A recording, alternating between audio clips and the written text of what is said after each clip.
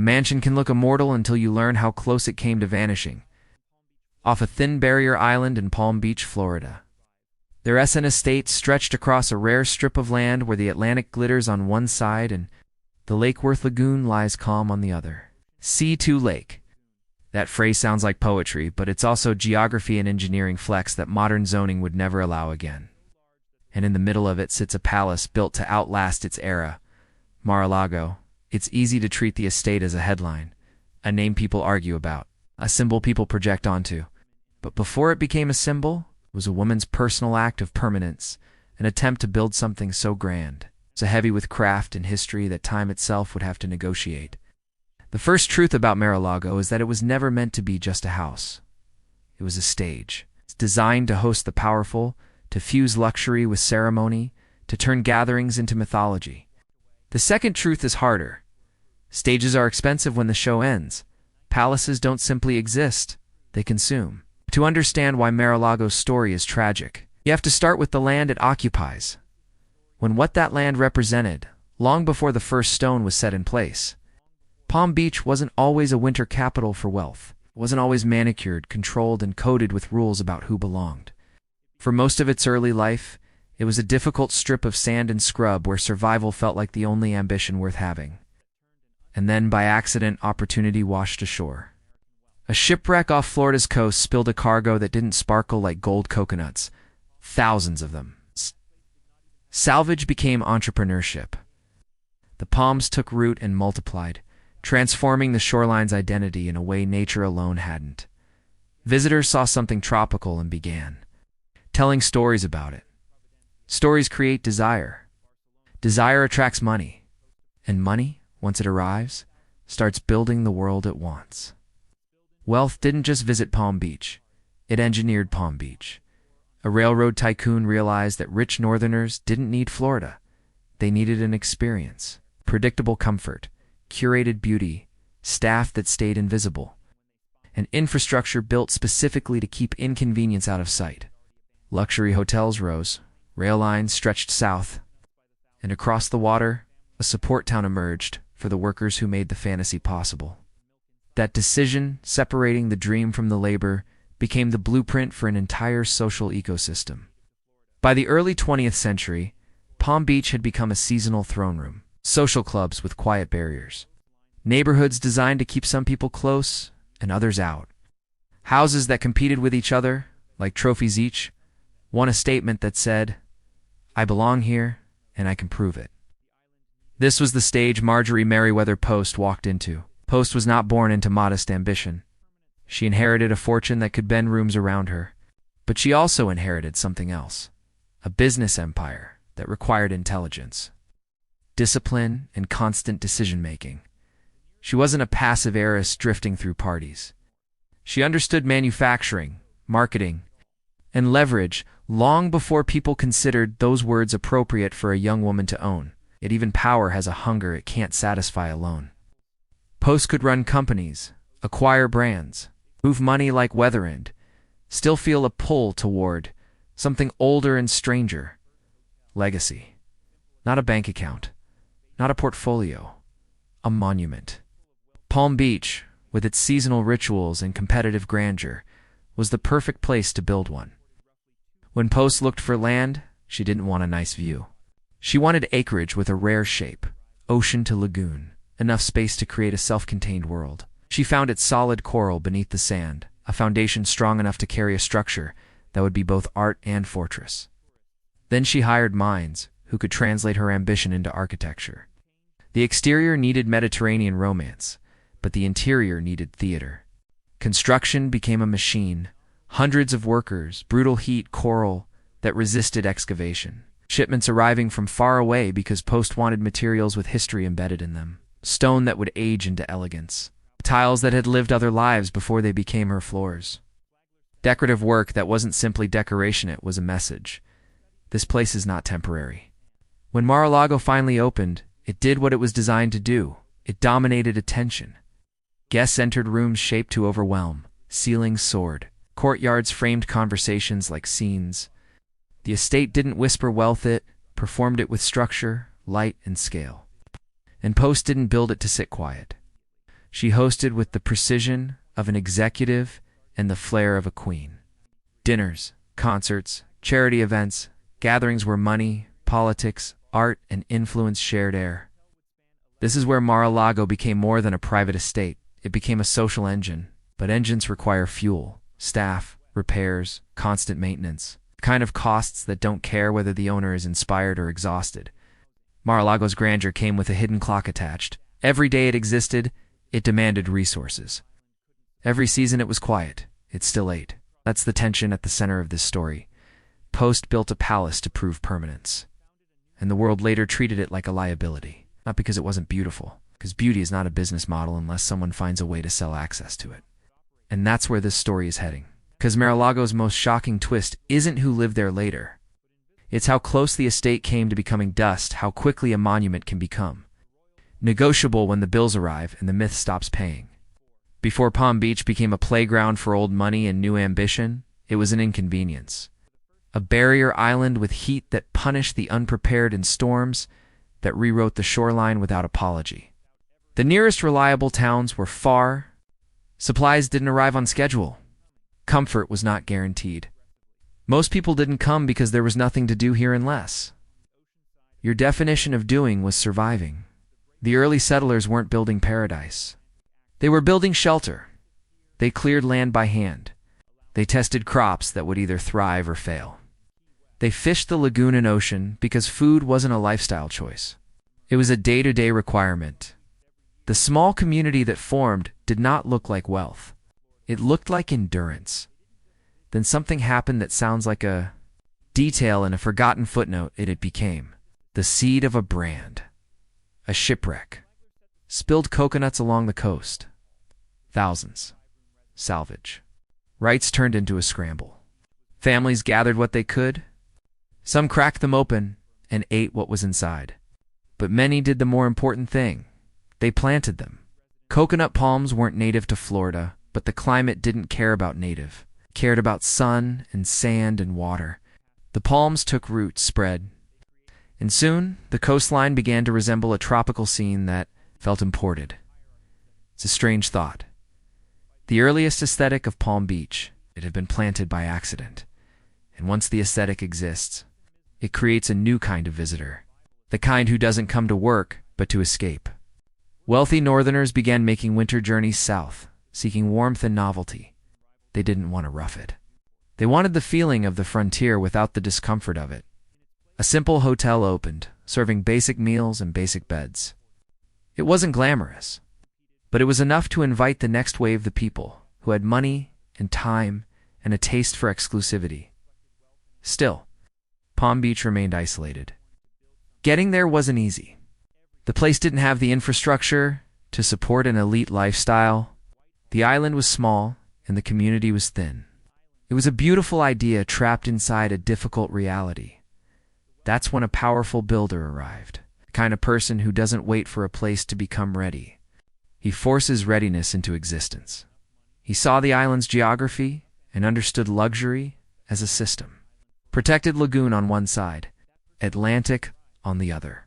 Coral foundation beneath the sand. The potential to build a resort experience that felt separate from the rest of America. He began buying land. He built a massive hotel, then another. But hotels are not self-sustaining fantasies. They require workers, supplies, services, and a constant supply chain.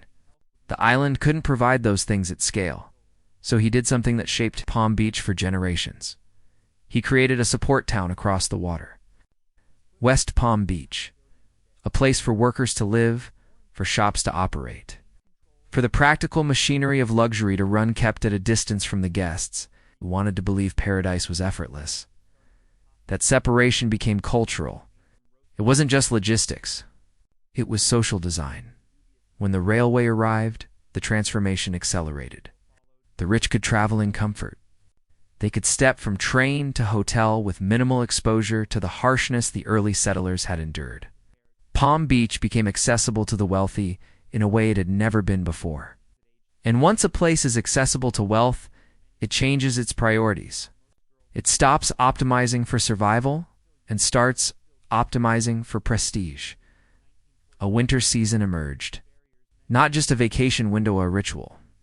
8 to 12 weeks, when the richest families fled northern cold and came south to play out status in sunlight. They didn't simply stay in hotels. They began building homes, enormous winter cottages that competed with Newport in New York. Architecture became a language. The grander the house, the clearer the message. Palm Beach turned into a kind of American aristocracy, complete with social clubs, membership rules, and invisible lines that decided who belonged. These lines weren't always written down, but everyone understood them. You could feel them in the way invitations traveled, the way doors opened, and the way certain families moved through the season like they owned the calendar. By the early 1920s, Palm Beach was no longer a frontier outpost. It was a curated paradise. Designers built Mediterranean revival estates that made the island look like an imported Europe. Luxury retailers appeared. The social calendar hardened into tradition. And beneath it all was a truth. This paradise was not found. It was assembled, financed, and forced. And once a place becomes a myth, it attracts people who want to build monuments inside that myth.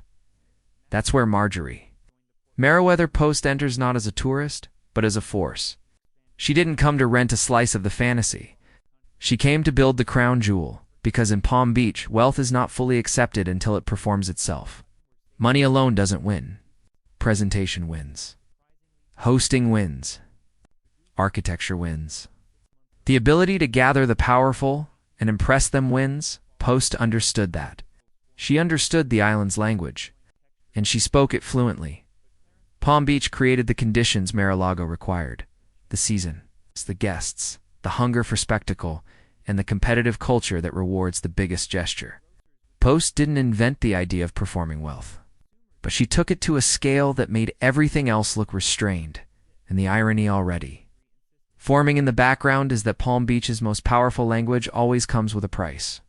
The bigger the statement, the bigger the upkeep. The more exclusive the fantasy, the more expensive it is to maintain. Palm Beach manufactures myths, but myths don't pay bills, and soon, Mar-a-Lago would become proof. Marjorie Merriweather Post's story is often told like a socialite: tail gowns, charity balls, glamorous homes. But that version misses the engine. Post didn't simply inherit money and decorate her life with it. She inherited control. That meant pressure, responsibility, and a world that wanted to reduce her power into something more comfortable. She was raised around business. Her father built a food company from aggressive marketing and products that found their way into American households. He wasn't subtle. He understood the psychology of selling. Repeat the claim often enough, wrap it in confidence, and the public begins to treat it as truth. The company grew into a household name. Then came the moment that changed everything: her father's death, sudden, dark. A decision that left his daughter, still young, holding grief and a fortune large enough to turn her into a target. She became one of the wealthiest women in America at a time when women were still being told explicitly and implicitly that leadership was not their domain. And that the important part, Post's power existed in a world designed to doubt it. She was not untrained. She had been introduced to the machinery early: meetings, numbers, strategy. But training doesn't erase the social reality of that era. Men dominated boardrooms. Men controlled access to capital. Men decided whose competence counted. So Post did what many powerful women had to do in that time. She built alliances, partnerships, strategic marriages. People often read that as romance, but in a world where your authority is questioned, partnership can be armor. Her business expanded. She didn't settle into safe stewardship. She pursued growth. She made moves that changed the company's identity, acquiring brands and widening reach. But her most revealing decision came from something small, something domestic, something that looked like it belonged in a kitchen rather than a boardroom. She encountered frozen food done right. At the time, frozen meals were associated with low quality. Slow freezing creates ice crystals that destroy texture. But a new method, fast freezing, changed the equation. Suddenly, frozen food could taste like it had been cooked yesterday. That seems ordinary to us now, but at the time, it represented a shift in how families could live. Less labor, less waste, more convenience. a new type of consumer behavior. Post saw it immediately. She understood the broader context. The daily work of feeding a household wasn't glamorous. It was constant. It fell disproportionately on women. Any technology that made that labor lighter would spread quickly because it solved a real pain, not an imagined one. She backed the future. This is what separated Post from the stereotype of a wealthy hostess. She had intuition for scale. She understood that business is not just about money. It's about behavior and infrastructure. Don't just sell a product, you create a new habit. As her power in business grew, her public identity expanded too. She hosted. She donated. She collected art. She moved through elite circles where influence is traded through presence and prestige. But the deeper truth was that Post existed at an intersection. Corporate power, social power, and cultural power. She could shape markets and gatherings. And that intersection demanded a physical symbol. For someone like Post, a home wasn't just shelter. It was leverage. A place where relationships are forged, alliances are reinforced, and status becomes visible. In an era when women were often denied formal political power, social power mattered even more. Hosting was not a hobby, it was an instrument. Palm Beach was the ideal stage for that instrument. It already had the season weeks, when the nation's wealth collected in one narrow strip of land, performing itself through dinners, clubs, and rituals. Post didn't need to invent an audience. The audience was already there. What she needed was a venue so extraordinary it would make her the center of gravity. So she went looking for land with a specific requirement. A parcel large enough to hold a palace and shaped in a way that would make the palace feel inevitable. She found ocean-to-lagoon acreage, anchored by coral, giving structural stability and views in both directions. It was rare. It was valuable. It was perfect. Post's genius wasn't just buying the land. It was choosing the right minds to turn it into a statement. She wanted architecture that felt Mediterranean in romance, but American in ambition. She wanted rooms that didn't simply look expensive. She wanted rooms that felt like theater spaces that guide emotion, direct attention, and leave visitors slightly disoriented by the scale of what they're experiencing. That's why she recruited not just an architect, but a designer with theatrical instincts. Someone who understood how people react to space, how light and height and detail can create awe. Because awe is the point. When Post began building Mar-a-Lago, she wasn't just constructing a house. She was constructing the most powerful kind of social object, a location people would remember, fear, envy, and compete to be invited into. But the tragedy of monuments is that they become burdens the moment the builder is gone. Post could afford grandeur. She could afford staff. She could afford upkeep because she controlled an empire. Yet even she knew the question would arrive eventually. What happens when the money and the energy behind this place are no longer present? Mar-a-Lago was her answer to mortality. A way to say, I was here in stone, in tile, and light, and the world would eventually answer back in the coldest language possible, operating costs. Mar-a-Lago didn't rise like a normal home. It rose like a campaign. The land itself fought back. Palm Beach isn't just sand. Beneath it sits coral, rigid and stubborn. That coral is the reason large structures can survive there, but it also makes excavation difficult. To build something on a monumental scale, crews had to break through a foundation that didn't want to move. This wasn't an ordinary construction site. It became an industrial operation with hundreds of workers moving like a living system. Men crossed from the mainland each morning. Materials arrived by boat. The schedule stretched across seasons because weather didn't care about deadlines. Tropical heat punished endurance. Storms interrupted shipping. Yet Post's vision didn't shrink. She had one rule that shaped everything. She wanted the finest materials available, regardless of origin or cost. That rule is what turns building into mythology, and turns mythology into expense. Stone shipments crossed oceans. Craftsmen carved on site. Decorative elements were shaped not for speed, but for effect. Post wasn't building for efficiency. She was building for awe. And then there were the tiles. Thousands upon thousands of antique tiles, each one with its own irregularities and history. These weren't factory-perfect squares you stack in neat rows. They were old, collected, varied pieces that required planning and artistry to arrange into coherent patterns.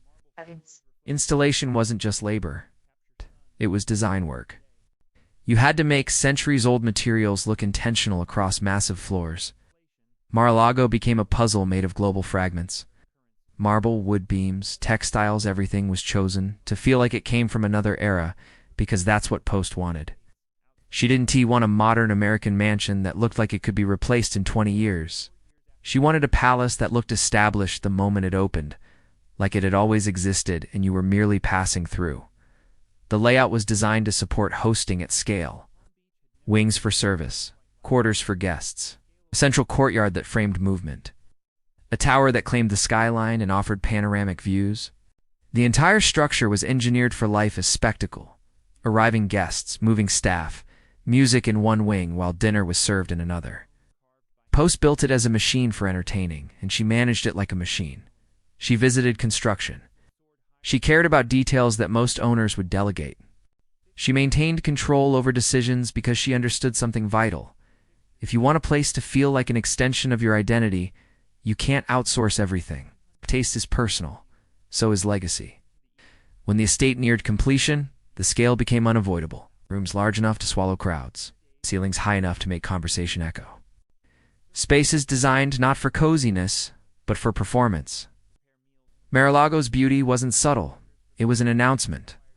And announcements, in Palm Beach, are competitive. The final cost was enormous for its time, millions. In an era when millions represented a kind of power that only a handful of Americans could even imagine. Adjusted forward, it becomes the modern equivalent of a monument-level spend. But Post could do it. She had the empire. She had the income. She had the will.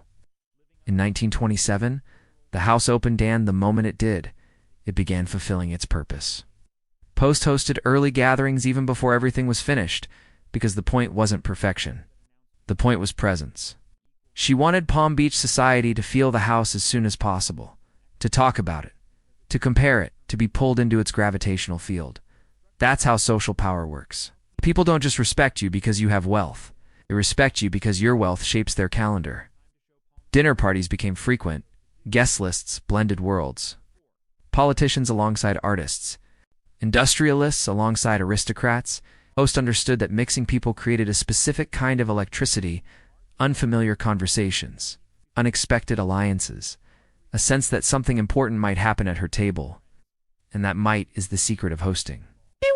If your dinner feels like history could happen at any moment, people will fight to be invited.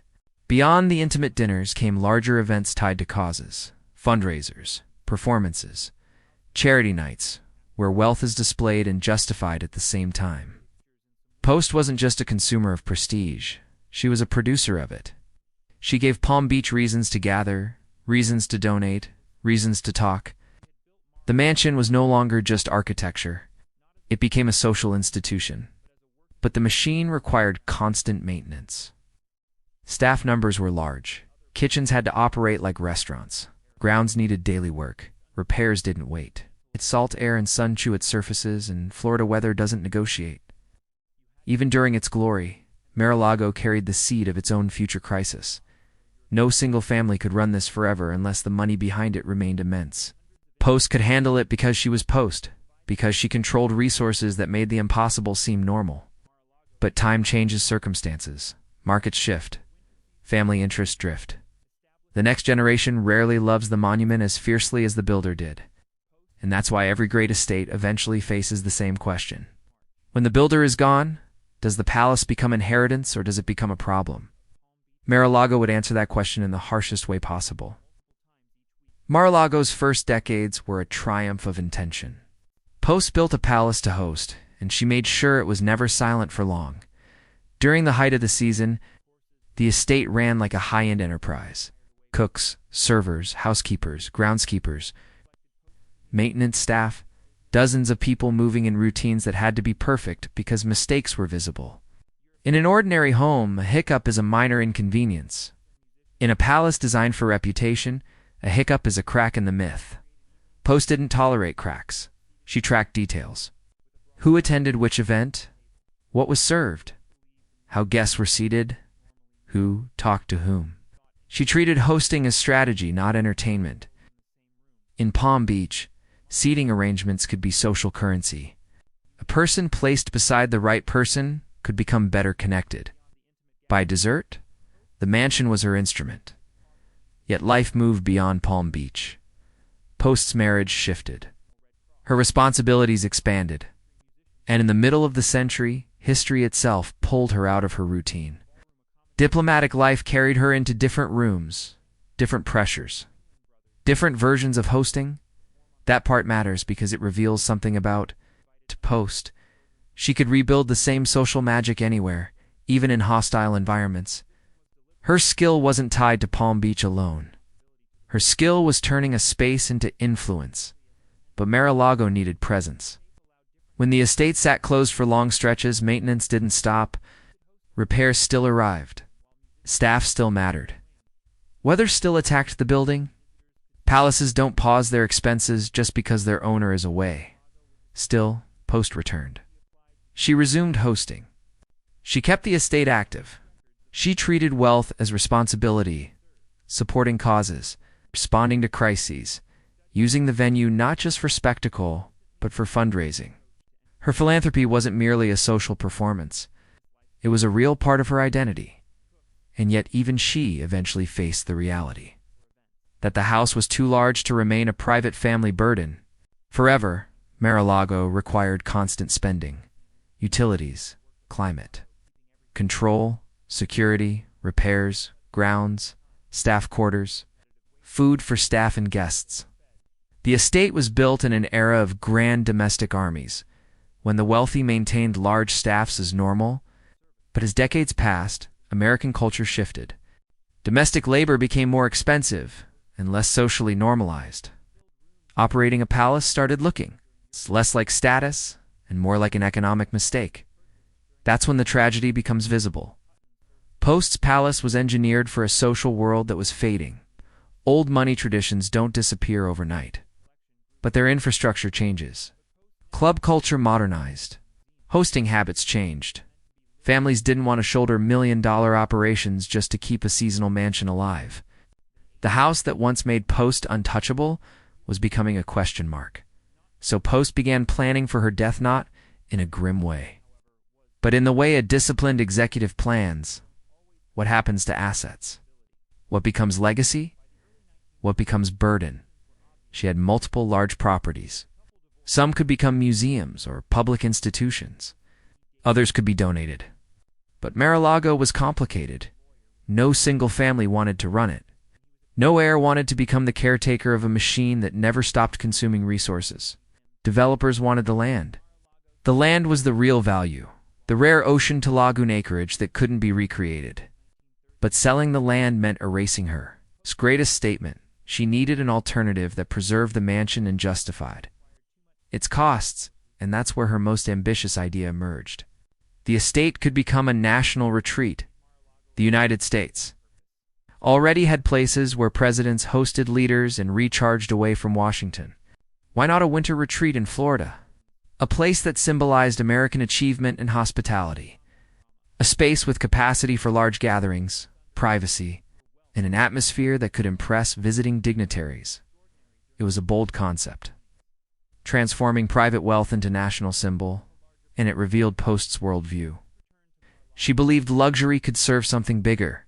She believed her estate wasn't just personal vanity, it could be a public asset. She structured the gift with legal care and attached a financial contribution to help cover upkeep. Then she died, and the government inherited not just a palace, but its operating reality. This is where the story turns cold. Officials toured the house and didn't see romance. They saw math.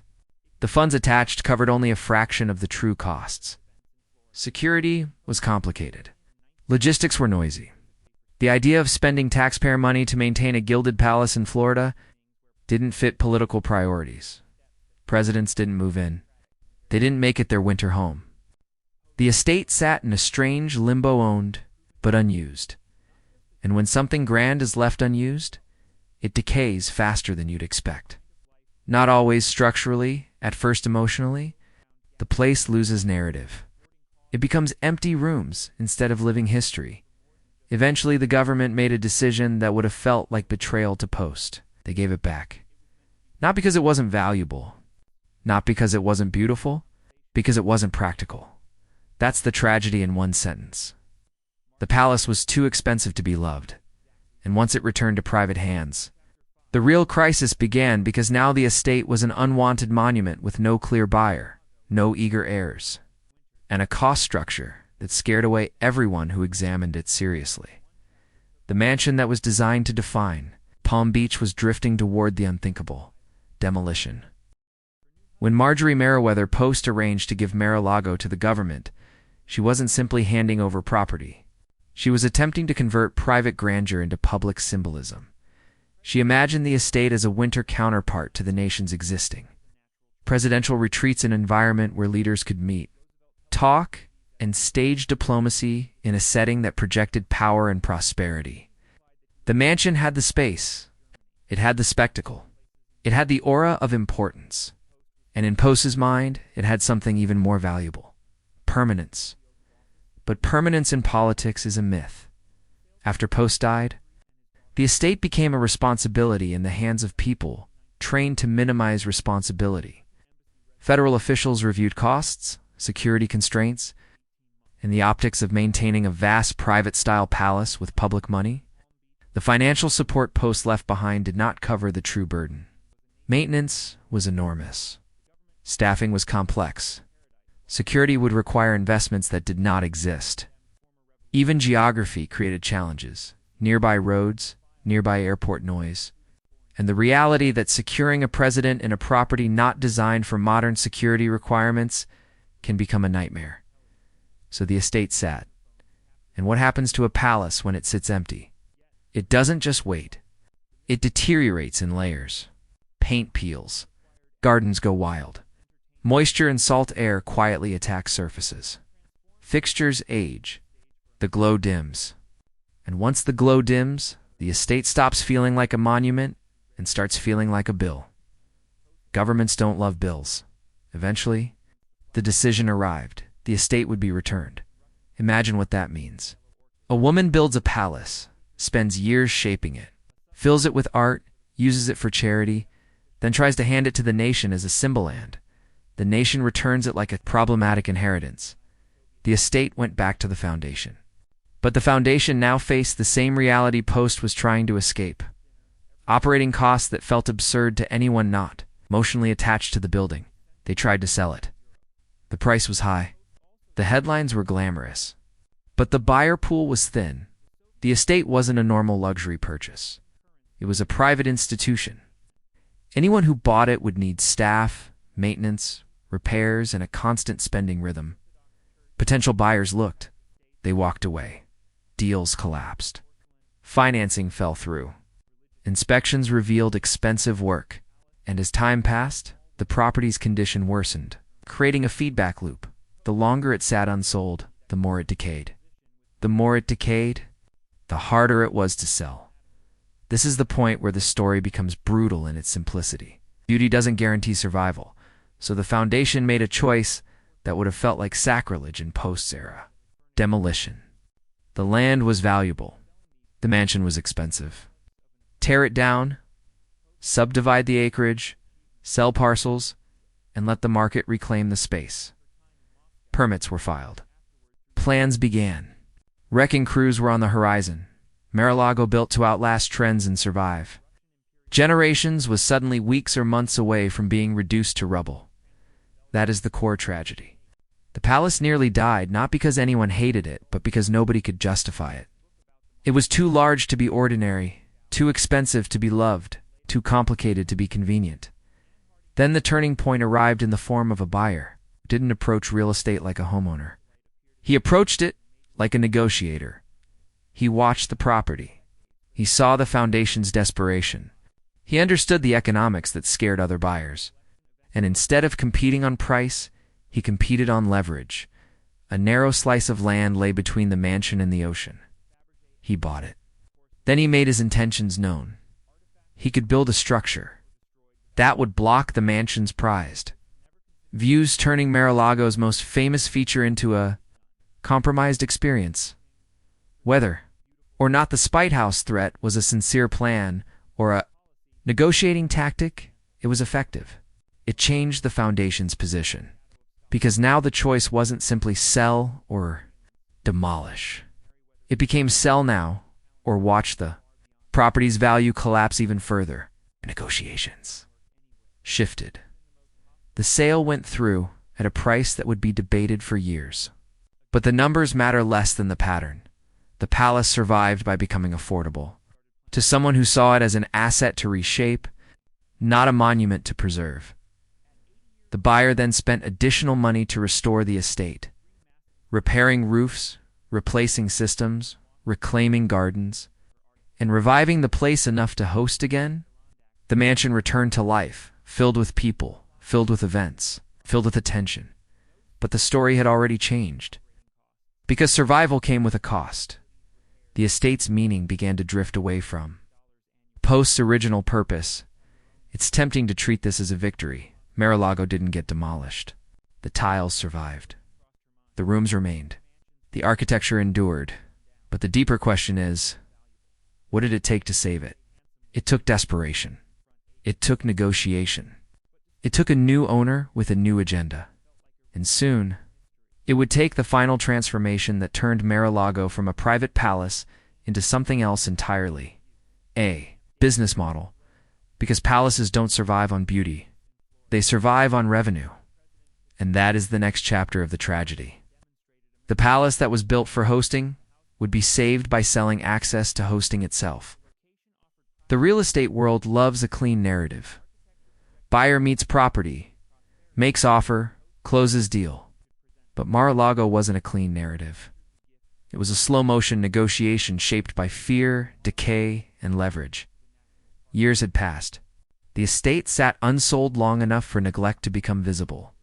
A house that once operated like a gilded machine now looked tired like a monument that had lost its storyteller. The foundation wanted out. The market was hesitant. And the costs were relentless. Then a buyer arrived who understood optics. He didn't just see the mansion. He saw the rare shape of the land. 17 acres spanning ocean-to-lagoon, an arrangement that modern regulations would make nearly impossible to recreate. That geometry alone made the property extraordinary. It wasn't simply a building. It was an unrepeatable footprint. He made offers.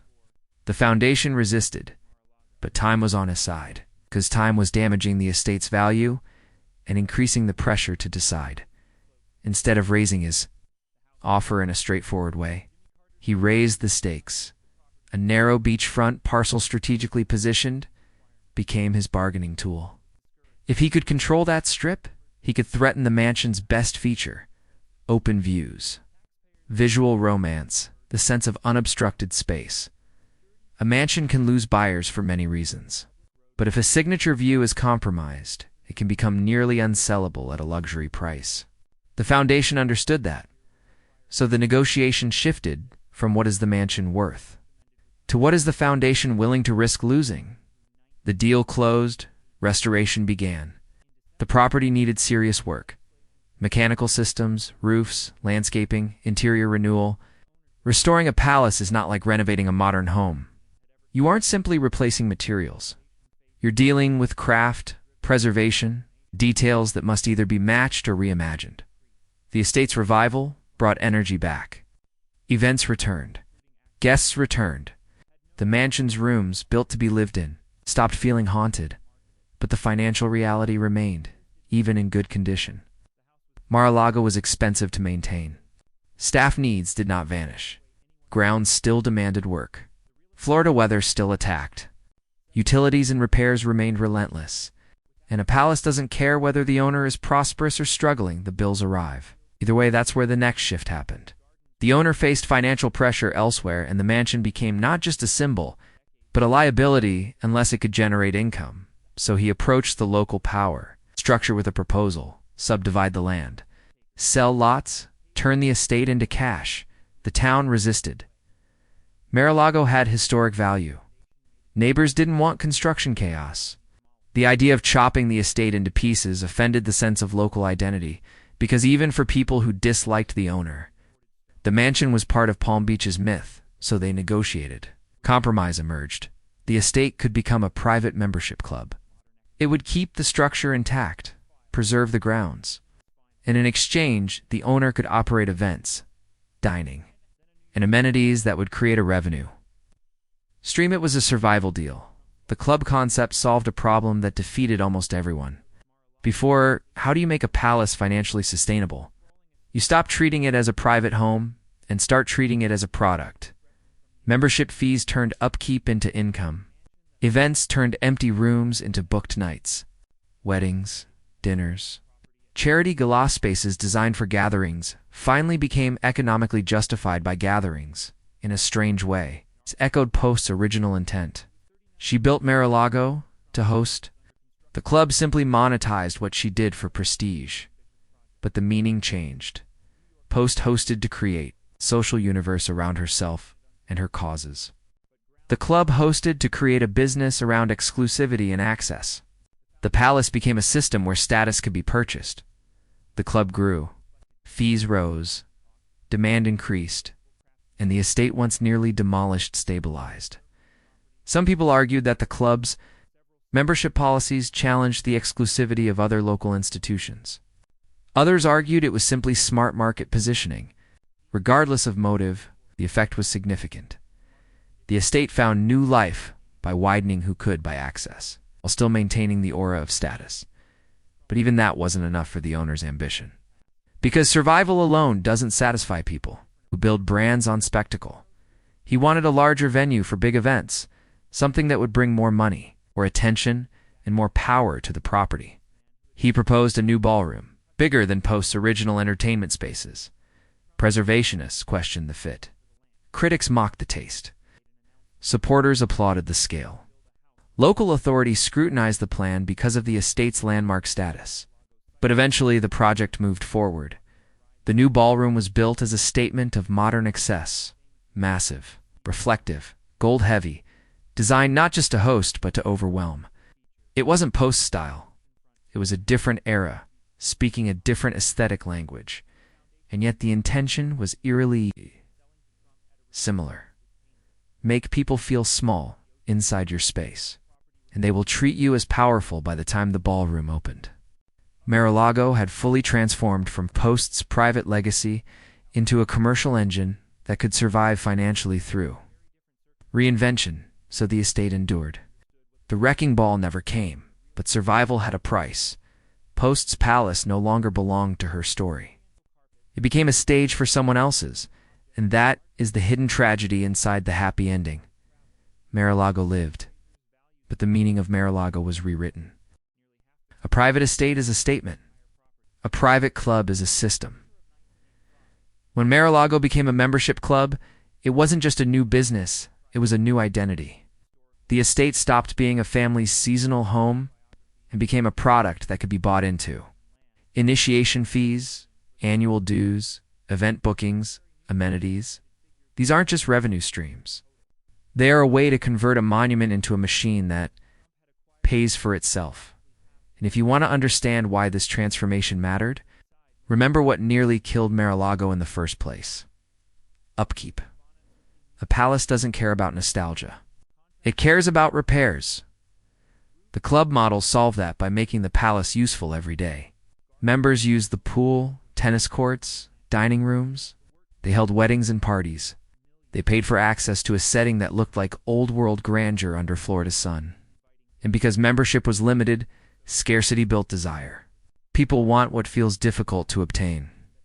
That scarcity is part of how status works. But Mar-a-Lago wasn't operating in a vacuum. Palm Beach already had a club culture with deep traditions and deep exclusions. Some doors were quietly closed to certain groups. Sometimes the rules weren't written. Sometimes they were enforced through delays, social signals, and waiting lists that lasted forever. The Mar-a-Lago Club positioned itself differently, at least in reputation. It welcomed members from backgrounds that older institutions were slow to embrace. Whether that was moral conviction or business calculation, it created a distinct identity in the local market hand. It attracted demand. Demand changed the economics. Now the estate wasn't a financial black hole. It was a revenue engine. And once an engine starts generating money, it gains political power. Local authorities become more willing to negotiate. restrictions can be challenged. A property that once looked like a burden becomes an asset to the broader community's economy. This is the quiet truth of heritage. Preservation often survives best when it becomes profitable. But profitability can reshape taste. 2. The club needed bigger events. Bigger events mean bigger spending. Bigger spending means bigger spaces. Post's original entertainment rooms were grand. But modern charity galas and large-scale society events demanded more, so the owner proposed and eventually built a massive new ballroom. This ballroom wasn't merely functional. It was symbolic. It doubled down on spectacle.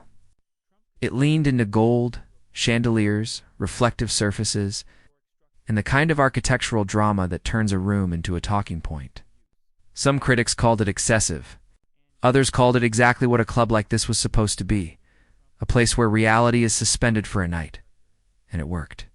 The property could host the largest events. The club could charge accordingly. Mar-a-Lago's financial future stabilized further. Yet in doing so, the estate's identity drifted even more from Post's original intent. Post hosted as a social conductor. Her parties were designed to mix worlds, to connect different kinds of people, to raise money for causes she believed in. Her hosting had a moral narrative. Wealth should do something. The club's hosting had a different narrative. Membership should mean something. That's not necessarily evil. It's just different.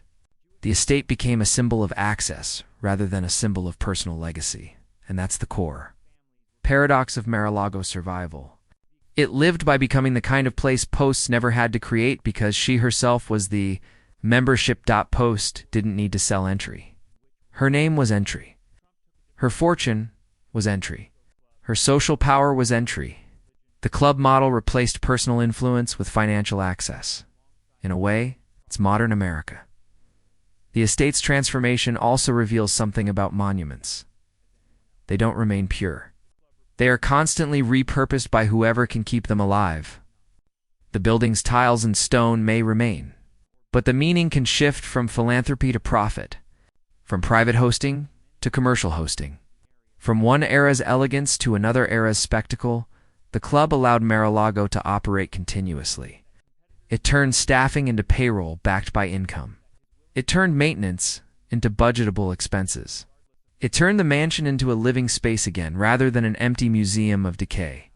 But it also ensured that the estate would be forever contested because once a building becomes a symbol in public life, every change to it, every event inside it, every famous guest becomes part of a larger argument about what the estate represents. Post built Mar-a-Lago as a personal monument to taste, endurance, and hosting. The club made it a platform where status can be performed for a fee. And the real question is that betrayal or is that evolution? Because if the club had not happened, the wrecking crews might have. This is why the story feels tragic even when it ends in survival. Because the estate survived by surrendering its original purity. It became something else so it could continue existing. Mar-a-Lago is proof that legacy is not simply what you build. It's what can be maintained. And maintenance, in America, usually demands a business model. There's a specific kind of heartbreak that comes with monuments. You can build them to mean one thing. The future will use them to mean another. Marjorie Merriweather Post built Mar-a-Lago to host and to last. She filled it with global craft, antique detail, and rooms shaped to impress. She used it as a platform for charity and society. She treated it as a living space, valuable things meant to be used, not locked away. Then she tried to ensure the estate would matter beyond her lifetime. That desire is human. If you build something monumental, you want it to stay. You want it to continue doing what it was designed to do. You want it to carry your values forward as if stone and tile can hold philosophy, but stone doesn't hold philosophy. People do. After Post died, the estate entered a world that measured value differently. In government hands, the mansion was not evaluated as art or legacy. It was evaluated as cost and risk. It was weighed against political optics, budgets, security concerns, and practical usefulness. And in that evaluation, Mar-a-Lago failed. Not because it wasn't magnificent, because Magnificence doesn't show up as a positive number on a spreadsheet unless it produces measurable benefit. A palace can be priceless in cultural terms and still be unaffordable in practical terms, so it's sad. It was returned. It drifted into the private market with a price tag and a maintenance burden. Buyers hesitated. Deals collapsed. The building's condition worsened. And for a brief period, the estate moved toward destruction. That's the moment the story becomes the clearest. Even the greatest symbols can become disposable when the economics turn. It wasn't hatred that nearly killed the estate. It was indifference. Indifference is what happens when nobody's identity depends on the building's survival. Post's identity depended on it. Post's story was embedded in it. But after Post, the estate became an object, an expense, a property. Then the new owner arrived and did what the market rewards. He created leverage and found a way to make the estate economically useful again. The club model saved the building. It generated revenue. It stabilized the maintenance burden. It turned an architectural monument into an operating enterprise. But in saving it, the owner also rewrote it. A private home becomes a business. A personal legacy becomes a commercial platform. The meaning shifts from what Post built to what Mar-a-Lago is used for now. Estate's survival came at the cost of its original narrative, purity. And that's where the tragedy sharpens. Post likely believed that giving the estate to the nation would preserve its dignity and purpose. She imagined it as a retreat that represented American achievement and hospitality.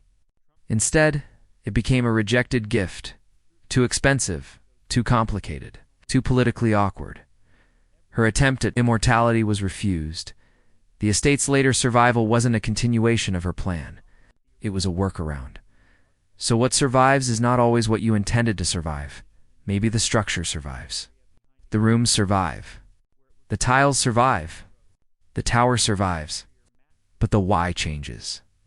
And for a person like Post, who built the estate as an expression of taste, ambition, and responsibility, that shift is the deepest loss. Because once the why changes, the building becomes a shell that different stories can occupy, and perhaps that's inevitable. Most dynastic monuments follow this pattern. The builder creates a statement. The next generation inherits the burden. The world changes. The statement becomes harder to justify. The monument either dies or reinvents itself through new purpose.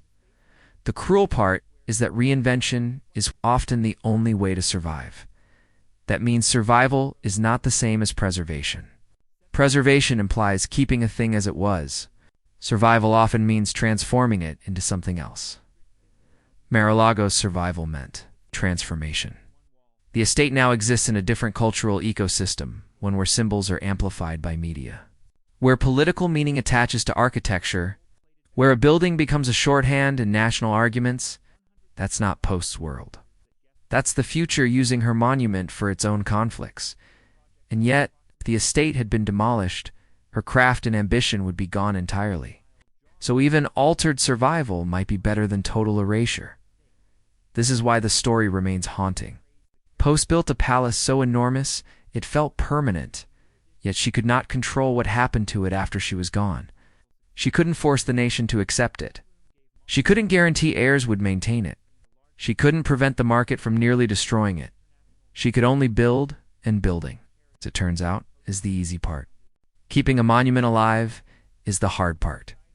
If there's a lesson in this story, it's this. Wealth can create a palace, but it cannot purchase the future's loyalty. The future is loyal only to utility, power, and narrative. On those things change. So Mar-a-Lago remains, a palace between two waters. Alive but transformed, standing as proof that legacy is not a fixed object. It is a negotiation across time, and time always demands its price. Asterisk, Mar-a-Lago still stands. That fact alone feels like a victory when you remember how close it came to demolition. Wrecking crews were not a metaphor. They were an impending reality. Permits were filed. Plans were in motion. The estate was sliding toward rubble, not because anyone wanted to erase history, but because the economics made history feel optional, and then the estate survived. So why does the story still feel tragic? Because survival is not the same as fulfillment. Marjorie Merriweather Post didn't build Mar-a-Lago simply to exist. She built it to perform a purpose: hosting, gathering, raising money for causes, demonstrating taste, projecting American prosperity, creating a seasonal center of gravity where people connected under her direction. She ran the house like an executive runs a company. She treated staff with care relative to the era. She used the estate as a platform not just for glamour, but for philanthropy making. Wealth answerable through action. Then she tried to hand the estate to the nation so it could become a larger symbol. A retreat for leadership. A place where diplomacy could happen under Florida light. A monument of American achievement. The nation refused. That refusal is the core wound. Not a personal insult, an institutional shrug. After that, everything that happened was a response to that shrug. The estate was returned. It was put on the market. It deteriorated. It nearly died. It was bought. It was restored. It became a business. It became a club. It became a platform where access is purchased and status is performed. The building survived. The purpose shifted. You could argue that this shift is natural. Buildings change hands. Society evolves. Palaces are repurposed. In that view, Mar-a-Lago did what it had to do. It adapted. But if you zoom out, you see a harsher reality. Mar-a-Lago survived only because someone found a way to monetize it. The palace became sustainable, not through public appreciation or cultural protection, but through revenue. That is a very American ending. In America, monuments are not kept alive purely because they are beautiful. They are kept alive when they become useful. That usefulness can take many forms. Tourism, museums, events, branding, membership, political power. But the pattern is consistent. Utility pays for preservation. Without utility, history is fragile. So the final question becomes personal for anyone. Hearing this story, if you could save an extraordinary piece of history, but only by transforming it into a business, would you do it? Would you accept altered survival over pure preservation? Because that's the choice Mar-a-Lago faced. It could die as Post's monument, or it could live as something else. The estate chose life through the hands of people who had different goals. That choice saved stone and tile and craft. It saved rooms and gardens and architecture. It kept the building from becoming dust, but it could not save Post's original intention intact. And that is what makes the story tragic, even when it ends with the mansion still standing. Post built a palace because she believed permanence could be manufactured. She believed enough money and enough craft could force time to respect her. She believed the nation might honor her gift. She believed legacy could be structured like a trust fund. Time rejected those beliefs. Time proved that permanence requires constant justification, not just emotional, but financial. Not just cultural, but political. Mar-a-Lago remains as a warning. You can build something that looks immortal, still lose control of it the moment you are gone. You can try to guide the future through legal structures, donations, and plans in the future can still choose convenience over reverence. So when people look at Mar-a-Lago now, they often see the present arguments surrounding it. They see modern symbolism, modern headlines, modern conflict. But behind all of that sits the older story. A woman who built a palace to host, to give, to last. A woman who wanted her monument to serve something bigger than her only to watch. From beyond the grave, as the monument's survival demanded transformation, in the end, maybe the purest truth is this: a legacy is not what you build. A legacy is what other people choose to do with what you've built. And that choice is never guaranteed. Mar-a-Lago still stands between sea and lagoon. It is still breathtaking in its geography, still rare in its footprint, still heavy with craft, still capable of hosting crowds under chandeliers, but it is no longer purely Post's palace. It is a living artifact shaped by successive hands, successive motives, and successive eras. And maybe that's the only kind of immortality a building can get. Not frozen permanence, but continued existence through reinvention. The tragedy is that reinvention